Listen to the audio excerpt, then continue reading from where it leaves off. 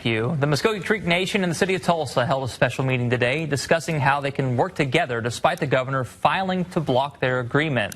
Our 2 News Oklahoma's Emma Birch was at the meeting to see what's next for the leaders moving forward. Muscogee Nation and City of Tulsa leaders sat down side by side to collaborate on many topics, one of them being the jurisdictional agreement. We told you Wednesday Governor Stitt asked the Supreme Court to block Tulsa's agreement with Muscogee Nation signed earlier this year.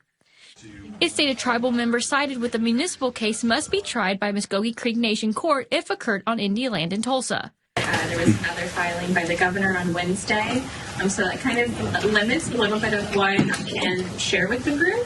Amanda Swope, the city's director of tribal policy, said on Wednesday a new working group for the settlement held their first meeting the same day the governor filed to stop it. Topics at that first meeting kind of focused on the technical aspects of cooperative law enforcement and what that can look like.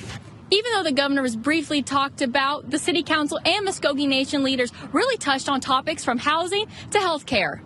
Councilwoman Lori Decker-Wright tells me housing is a big need, not only for the tribes, but Tulsa as a whole. The tribe said they have hundreds of people on the housing waiting list with no rental properties in the Tulsa area. Baby boom generation is, getting older and they're staying alive longer, but we want to make sure the quality of life for them is good until the end. And so you heard us kind of thinking about how do we transition into a place where we have enough housing to support people as they want to age in place. The city and tribe have shared one goal, to make sure everyone's health care needs are met, ensure safety, and in turn create jobs for years to come.